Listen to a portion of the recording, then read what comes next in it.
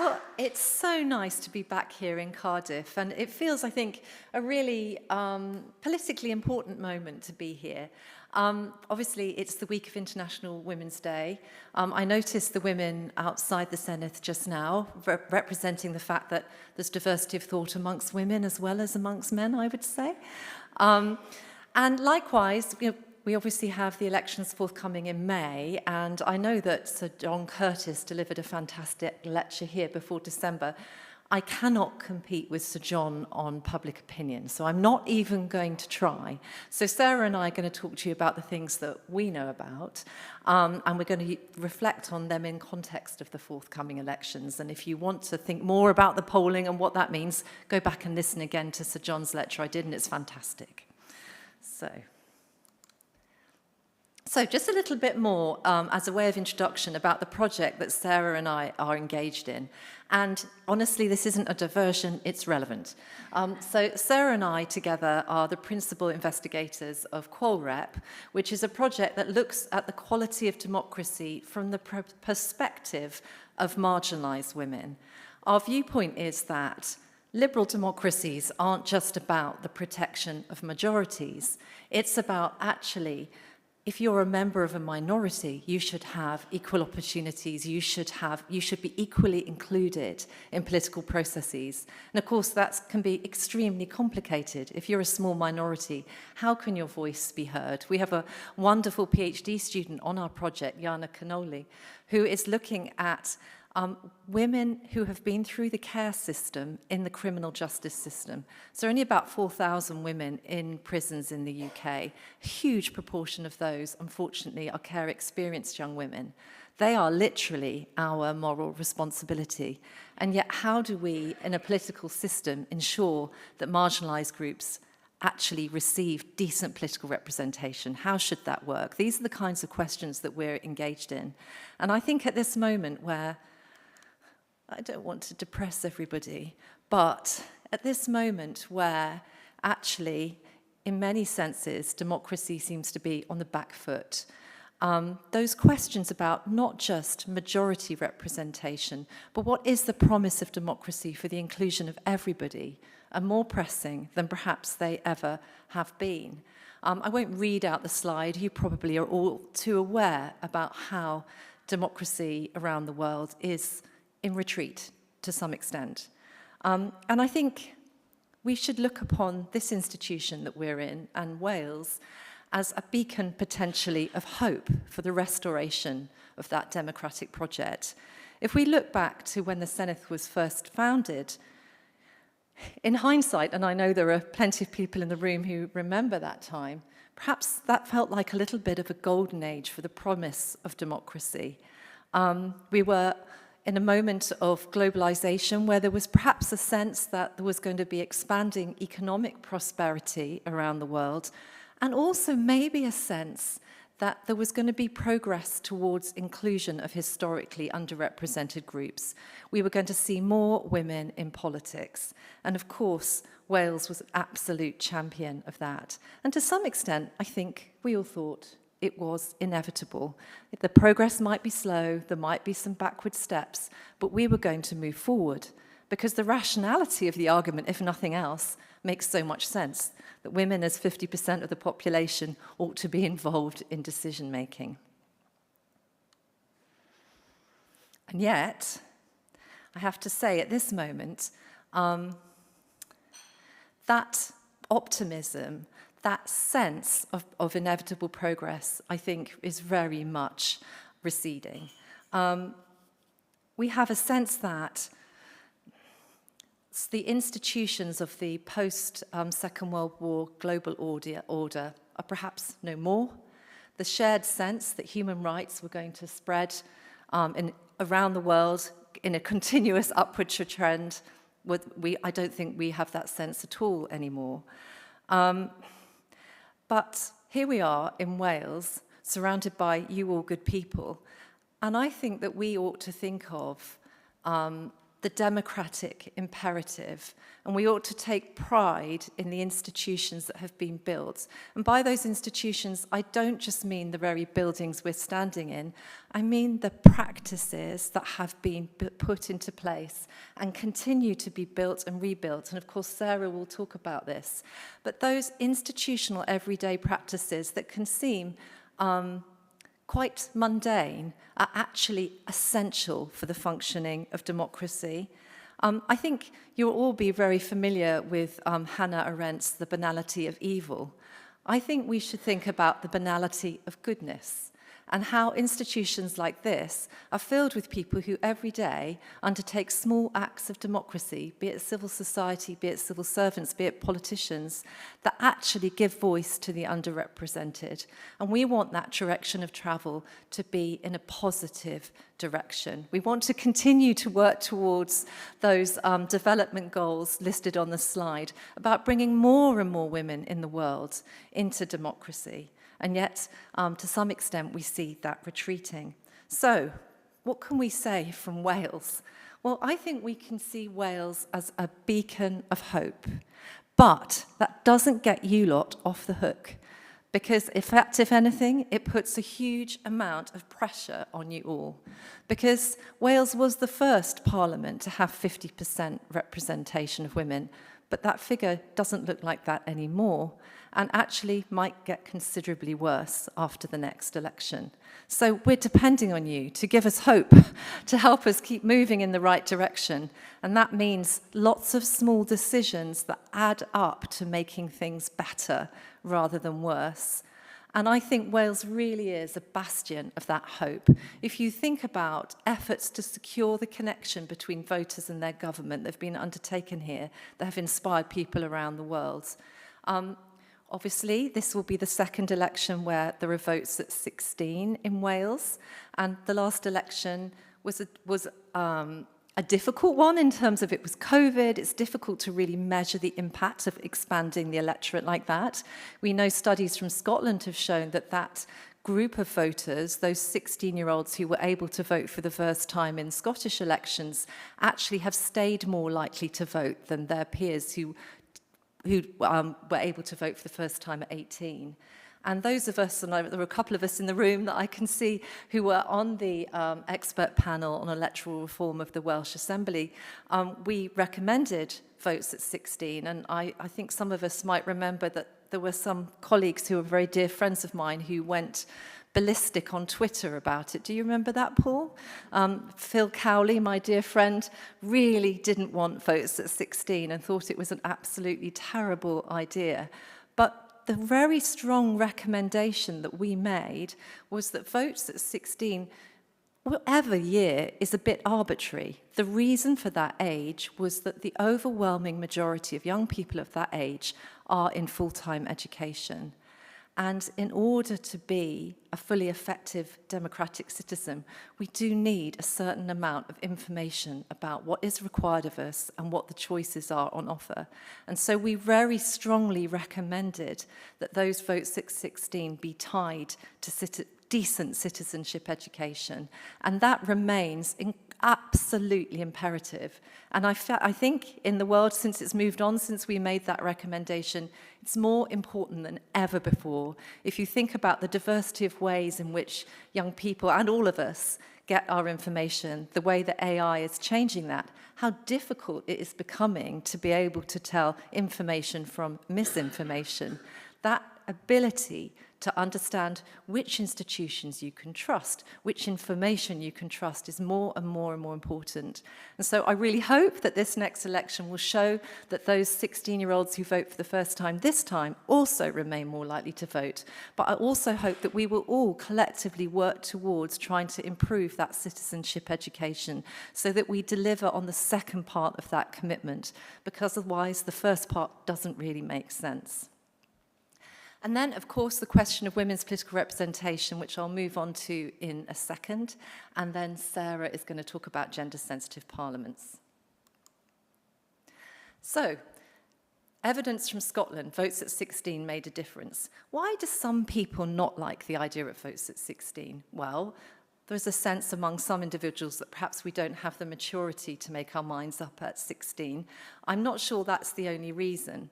But if you look around attitudes to whether 16 and 17-year-olds should be able to vote in UK elections, you can see that the group of respondents who think that they should be able to vote is higher in Scotland and Wales than it is in the Midlands in England or the south of England. So where votes have been extended to 16-year-olds, support tends to grow thereafter. This might be another reason why some people resist expanding votes to 16-year-olds. Age has become one of the key political cleavages in our politics. These are 18 to 24-year-olds' vote intention if there was a general election in the UK tomorrow, in Britain tomorrow. And what you can see is that an enormous percentage of young people say they would vote Green.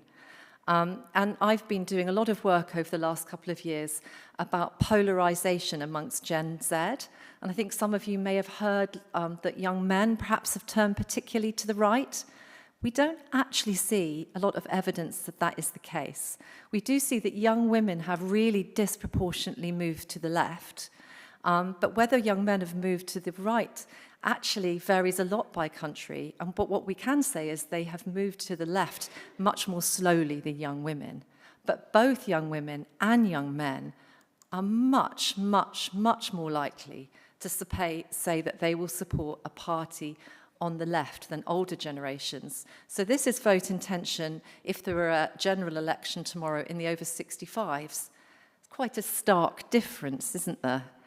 To me, this is another argument why it's really important to expand the franchise, because there is such age polarisation politically, and it's only reasonable that those diverse perspectives have an opportunity to be aired at the ballot box.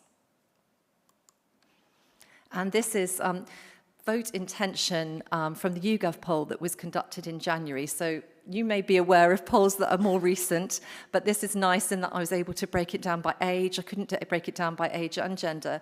But you see, again, the huge difference by generation here. It's absolutely astonishing, really, just how age has become such a key predictor of who you are likely to say that you're going to vote for. So what about women's political representation? So, as I said earlier, the Senedd became the first 50-50 legislature in the world in 2003. And as part of that expert panel I just mentioned, we recommended the statutory gender quotas to lock in that progress that had been made in Wales. And we seemed to be taking steps forward in that direction, didn't we? I see some heads nodding. That was incredibly exciting, and I don't think we should give up on that ambition, because those gains that we perhaps thought were inevitable, we all know now are not, and can easily slide backwards again. So we know that the election candidates lists bill has not been put forward, and that instead we now have this advice, the guidance. But I would say that all of you fantastic individuals inside this room, you institution builders, please don't run out of energy on this, because I've plugged into this nice devolved elections website. Now bear in mind, you can see the big text on the left. Reform candidates' gender currently unknown. So when you go into this website where all of the other parties' candidates' gender is known, the Reform candidates' gender is not known. So it looks like there are no women Reform candidates. So this is the worst case possible scenario for women's representation after the elections in May. But what you can see, that depending on which of those polls is closer to reality, whether that's YouGov or Made in Common, makes a huge difference to the overall representation of women in the Senedd. So you can see there that if it is the more, am I getting this the right way around? If it's the YouGov poll, we're looking at more like 35% women, whereas the More in Common, it's 25%.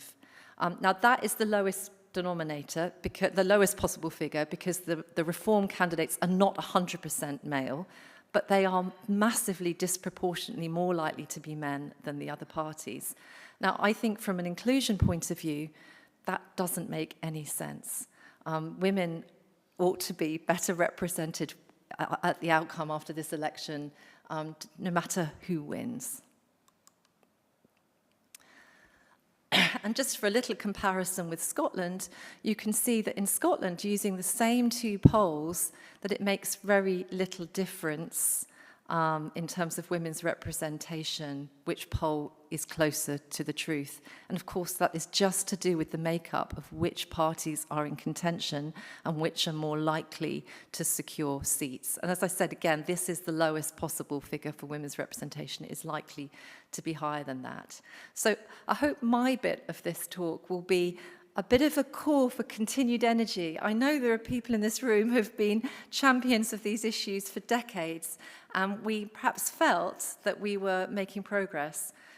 We are still making progress. It's 2 steps forward, 1 step back, and we have to keep going and keep trying to push this agenda because it is more important than ever. I'll hand over to my better half.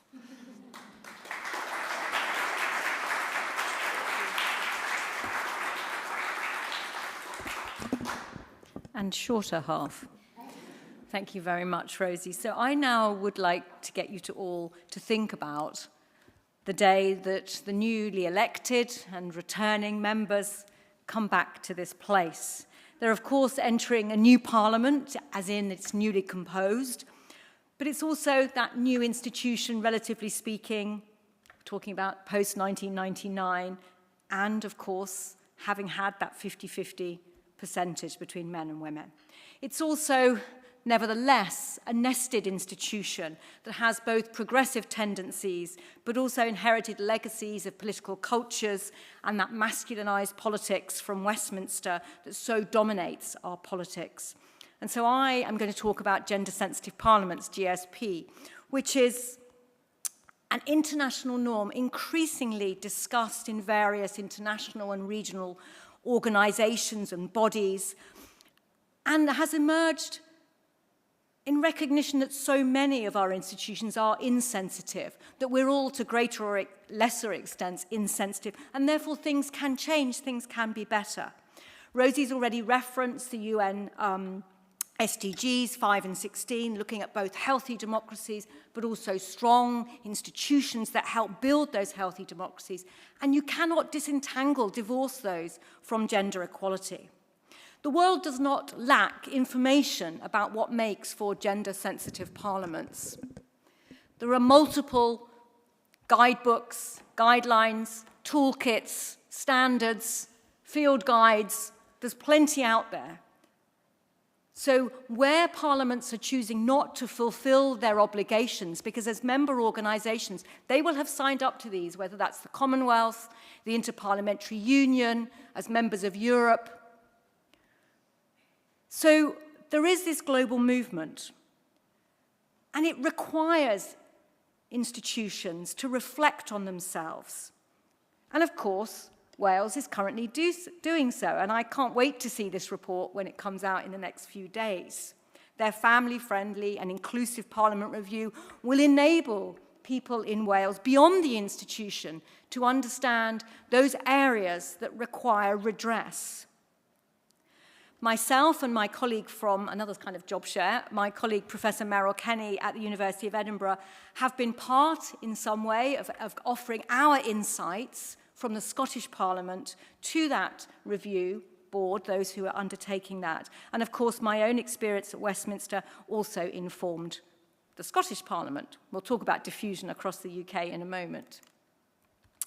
So what makes for a gender-sensitive parliament? In the early years, there was very much a focus on the numbers of women and men in our parliaments, to looking very particularly at the obstacles that stopped women being able to equally participate. Oftentimes that's to do with political parties' practices, and one of the limitations, if you like, of gender-sensitive parliamentary and other so-named kind of undertakings is that we can often not do very much with political parties. We do not regulate our political parties to the extent that many comparative European countries do.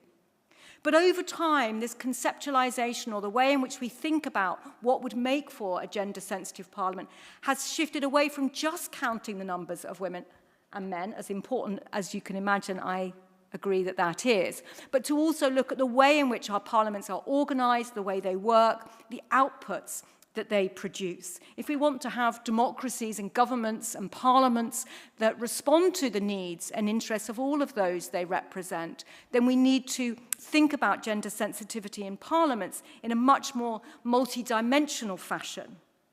Reviewing many of those publications that I just showed you, Sonia Palmieri, who was one of the first to work with the IPU and UN Women on this topic, we felt that we needed to revise this to make sure that parliaments don't just think that if they got to 50-50, it would all be okay, as your own experiences have shown. Those numbers are not guaranteed, but it's not just about getting women into our parliaments. It's ensuring that they're able to effectively work therein once they are present. We can think about disaggregating this concept. This is one of those slides I don't expect you to read today, but if anybody wanted those slides, I would be more than happy to have them shared. But to think about the ways in which we can help our parliaments think about ensuring equality of participation within our parliaments. To what extent are women and men sharing equally those leadership positions within a parliament? How is the parliament organised, its facilities, its formal rules, the way it's organised? Is it benefiting a particular kind, an assumed member? What of its parliamentary culture? And of course, increasingly and regrettably, we are having to recognise the kind of abuse, harassment, and gendered bullying and violence against women of that spectrum that characterises and perhaps arguably is increasingly characterising our politics. I actually think back to some of the really early work I did on all women shortlists, and I think some of the things that were observed in Wales we would now call today violence against women in politics, and we didn't back in 1997, and I think that was a failure of not having a concept that we could apply. We also need to think about that policy dimension, whether that's about scrutiny, whether it's about legislation, whether it's about policy more generally. To what extent are we producing the parliamentary outputs that centre gender equality in those ways? More recently, there has been a recommitment by the global community to the principle and practice of gender-sensitive parliaments.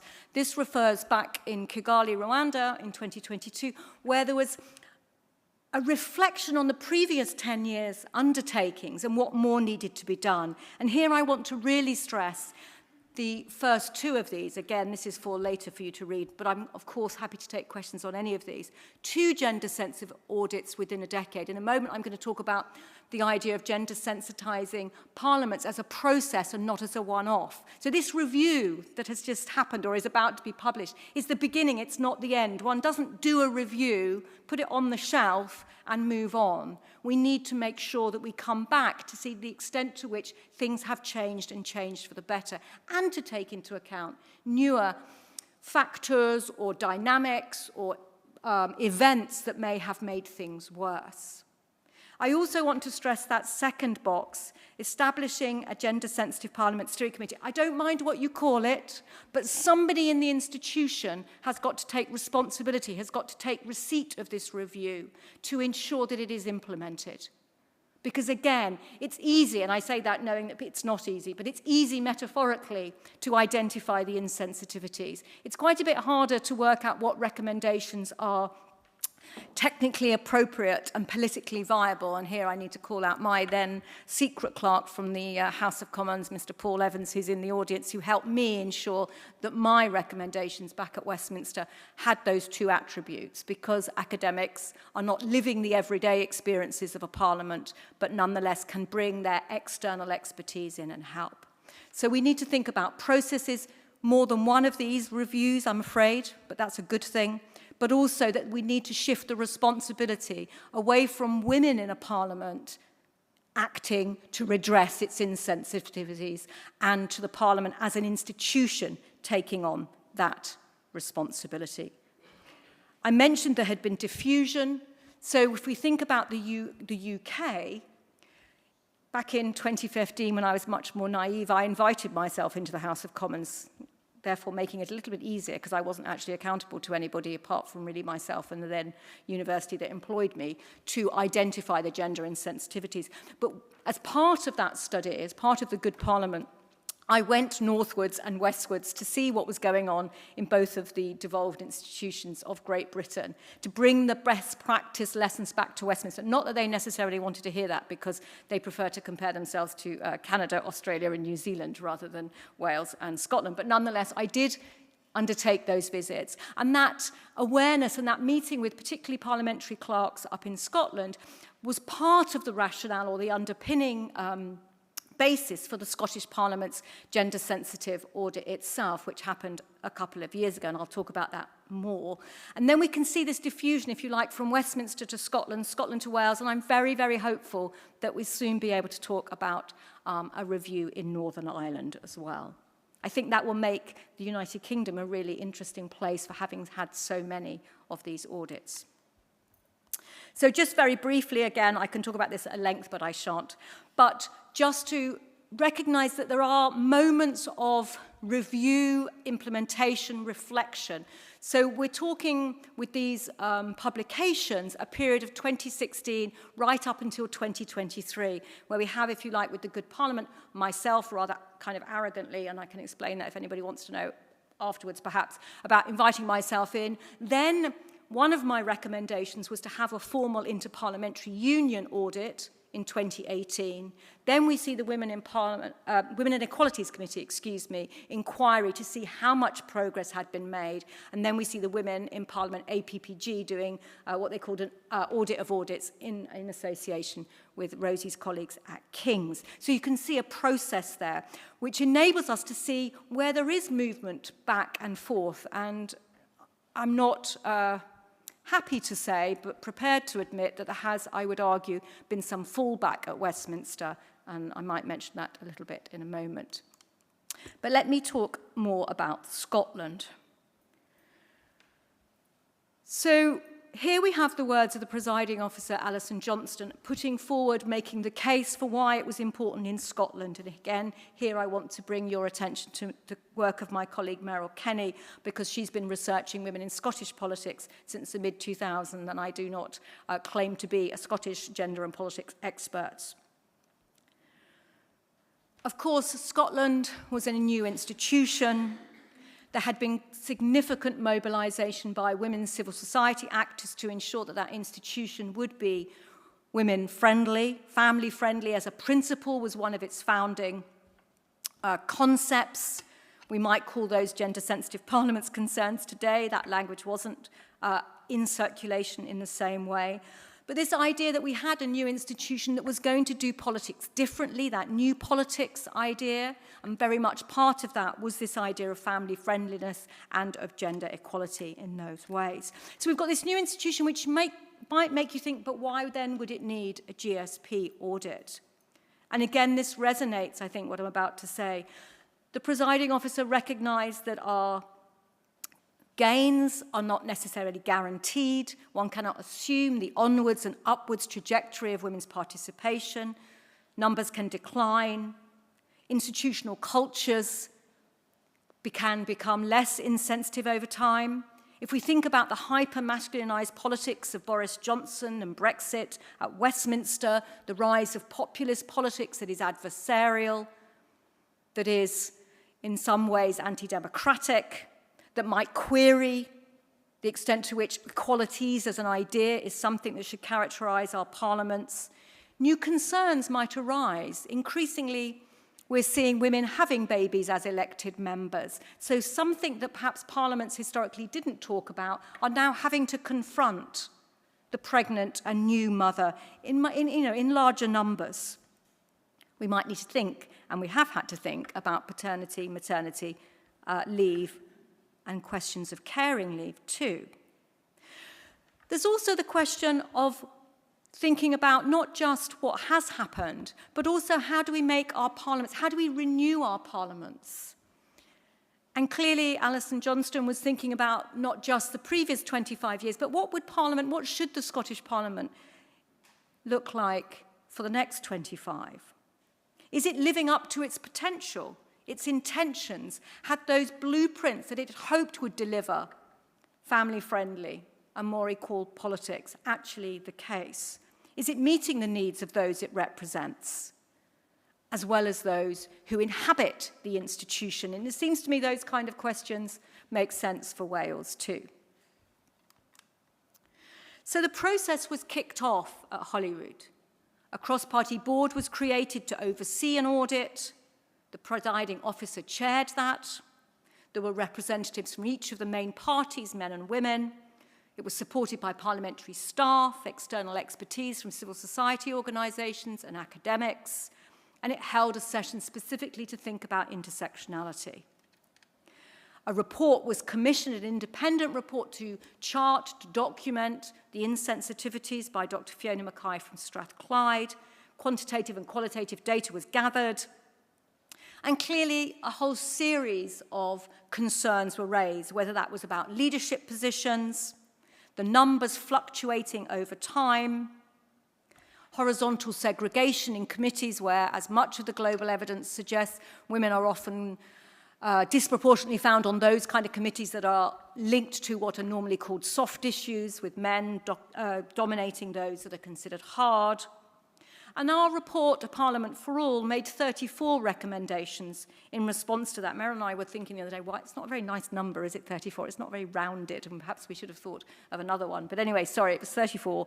How we would embed gender sensitivity was absolutely critical, and I think this will speak to the Welsh case too, and I'll say a little bit more about that in a moment. But I've already emphasised that this is not the work of women in parliaments to fix. This is for parliaments to address.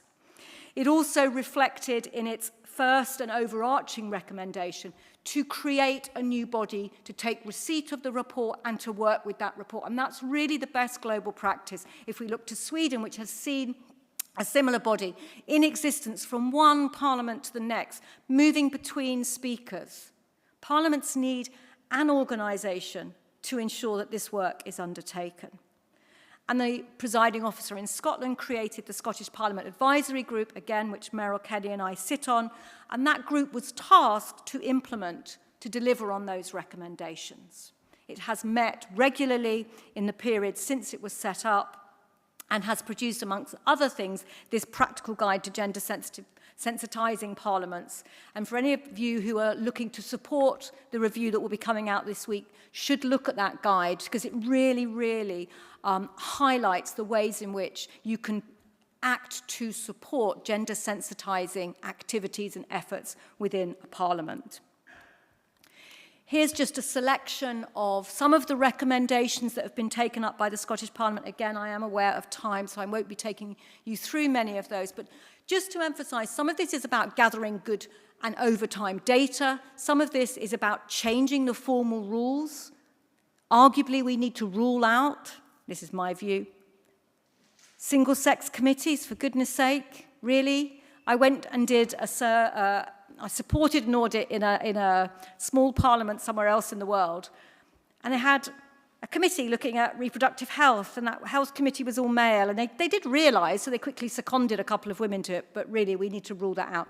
I would have to say that was a recommendation I failed to get adopted at Westminster, but it seems to me that our committees need to be gender sensitive. The Scottish Parliament also commissioned new research on jobshare, which Rosie said I would talk about. And I can provide details of that. It only got published last week, which is why it's not on these slides, because it came out. I could only get authorization from the presiding officer to mention it subsequent to the slides having to come here. But whilst they find globally there isn't evidence of job share in electoral politics, that doesn't surprise us. We had a similar view. It does lay out 5 steps that could change things. We can amend the electoral rule. We can clarify to reassure what would happen if there was an early termination. We can provide guidance on the kind of work arrangements that would make a job share practical. Guidance can be developed to resolve disagreements between the job shares. Rosie and I have talked about this before in another pamphlet with the Fawcett Society back in, I think, 2019, and set up some politically neutral mechanisms to monitor the effectiveness. And the reason why I'm sort of stressing this JobShare publication that's come out of the Scottish Parliament GSP audit is because it's progressing the work. Back in 2015, in the Good Parliament report, I had to hide this in a footnote. The idea of considering JobShare was so toxic that I couldn't include it in my report. And now we are 10 years on, seeing more evidence to consider it. And I'm not going to try and persuade you of it. I am going to try and persuade you that we should be thinking about it. And I'll leave that one there. Okay, I've indicated this emphasis on gender-sensitive parliaments, or if you want to call it family-friendly and inclusive reviews. At Westminster, mine was a diversity-sensitive parliament review in the first instance. They can be made specific, bespoke to the case in hand, but you do have to think this process approach rather than having a few people in, finding what's wrong, saying what could be done, and nothing happening. The Welsh Parliament, of course, is going to be at stage 4. Report and recommendations. What's really important, really important now is we get to stage 5. Implementation. Only then can we be thinking about how we monitor and review progress and then begin that process again. It's never a one-off. It's a process, it's ongoing, and I really hope the Welsh Parliament will embrace this. I hope the Welsh Parliament as a political entity, as an administrative entity, for those in civil society or in academia, you too have a role to play to ensure that shift between the reporting and recommending and implementation really happens. As I've said, but I keep saying it because it's true, and all of our parliaments need this. This is not the work of women who are prepared to put forward their own political capital. This is for the work of a parliament as a parliament. Very happy to talk about these more in Q&A. I should also say that the illustrations I'm drawing on here were part of a commitment of the Scottish Parliament to commission illustrations in order to help disseminate its work. And particularly young women who've come to the Parliament and have been engaging with these materials have found them a very good way of really depicting the kind of ideas and the kind of processes that need to change. So again, I would really put a great deal of effort in how you can make transparent the work that's been undertaken to date, but also were there to be an implementation body and were things to happen after the election, to be transparent and open with the public. So the minutes of the GSP Advisory Group at Holyrood are there on their website. The public can see these. These materials have been turned into posters. They've been in exhibitions in the foyer as part of other activities in the Scottish Parliament. And I really would stress that what you don't want is just the kind of very dry whatever, 20,000, I don't know how many words you've all written, but however many were bigger than that, 40,000? Okay, something like that, right? The public aren't going to read that. Most members are probably not going to read that, so you need to put some effort into dissemination. As part of the process, there is, of course, as one comes towards the moment of restarting that, a whole series of things to reflect upon. And again, I think, just to give you some of my thoughts about Scotland, or mine and Meryl's thoughts about Scotland, we're not transitioning to the next GSP cycle. 2 GSP audits in a decade was the IPU Kigali. We are, of course, having an election in Scotland. There will be a new presiding officer. There will be a new set of MSPs. We very much are working towards that next PO taking up this baton. There are a good number, more than half of recommendations having been implemented in some fashion to date. Many more are ongoing, and there has been and will be a legacy document, both public and internal, to take all of this forward. Ultimately, though, if you're looking for that second formal audit, this Parliament, this next Parliament in Scotland, will need to be working towards that in around 2028, 30, those kind of ideas. Okay, my sort of penultimate slides. What makes for a successful GSP? This is where I'd like to again stress some of the things that you in Wales need to be thinking about. Enthusiastic institutional leadership, I've said this, but I'm going to say it again, political and administrative. Of course, parliaments can very rarely sort of force their subsequent parliament to do certain things. But there can be the means by which there's a commitment to what my colleague Sonia Palmieri calls a critical culture, a culture in which gender sensitivity or family friendliness and inclusion becomes a byword, a feature of a parliament. Institutional leadership is characterized by those putting their personal reputations, their institutional resources, their political will, and their time towards these kind of efforts. This is about that collective aspiration to bring about a much better parliament in the future. Working with external actors throughout. Do not give up on those academics who have guided you thus far. We are often a resource that institutions periodically rely on, but we can bring something different. We can bring the evidence, we can bring the global comparisons. That's been really critical at Scotland. Where change has been really taken up, it's because we have been able to bring the comparative data to the table, where we can talk about best practice, where our own experience is undertaking GSP, whether that is in Australia or Indonesia, or going to Slovenia or Rwanda. We can bring those insights to the particular parliaments at home. A media engagement, I think, is really important, because, again, these are parliaments that the people should care about, and you can't care about your parliament if you don't know what's happening within it. And I think our journalists have a responsibility to support the institutions of democracy too. I hope that isn't a bit too political. Anyway, never mind, I've said it now. Okay, let me also say a few words. In Scotland, the presiding officer has been absolutely critical to the success of this process thus far. The political parties have willingly put forward members to be on the Gender-Sensitive Parliament Advisory Group. There has been that institutional support from the administrative side, where the work of some of the officials has been to support the GSP activities. A commitment to robust research and new data collection where it's necessary.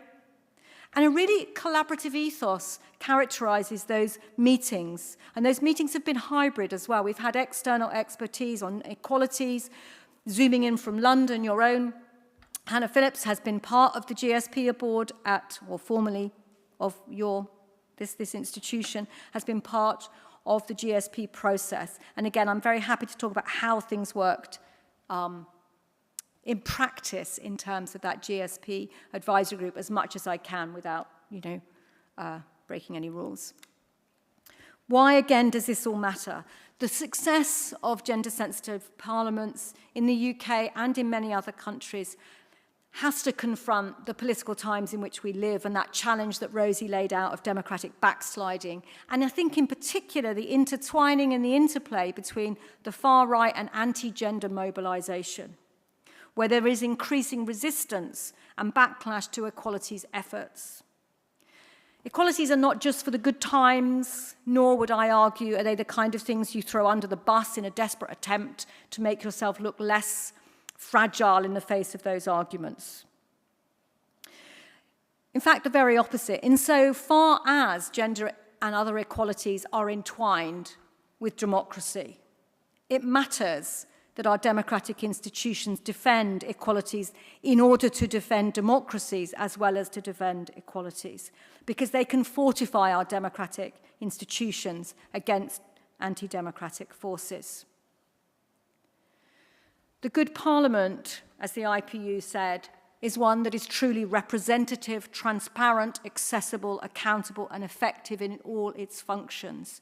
You cannot be that if you are not truly gender sensitive. And I'm happy to take questions on that too, if you like.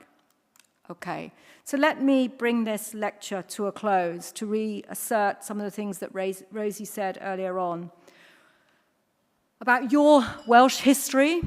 And I think it's really sad in many ways because of the way those global league tables are constituted. and the way in which Wales is often missing from them, that reputation of being the first to be 50-50 is lost. It's a hidden history. Maybe very well known in Wales, but it is not well known globally because you don't count on those global rankings. So it's really important to be at the forefront of making that case and to say why it mattered and why it still matters. And to think that those outcomes, the global evidence is really clear that those numbers are never protected and they have to be defended, and those cases around equality, legitimacy, effectiveness need to be remade, increasingly so. I think we thought we had gone past making justice arguments for women's political participation. I suspect we are back in those eras.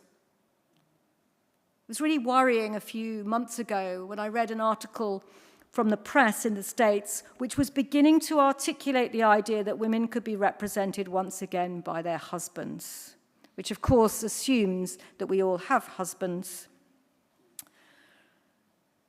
But there is optimism. The gender-sensitive parliament's work, and again I'm recognising the different names for these kind of processes, is that global democratic standards. The institutions around the world that support those are seeing an uptake in such activities. They are not walking away from this concept. Rather, they are supporting parliaments, whether that's the Commonwealth, which is, again, increasingly providing resources and staff to undertake these, whether it's that recommitment in 2022 by the IPU in Kigali and other European organisations too. We've got to focus, really focus, on both defending what we've gained, but also never thinking that there is a fixed concept of gender sensitivity, because actually we can be better. And some of those Kigali 10 acts for the next 10 years are not very radical, about caring institutions, about green institutions.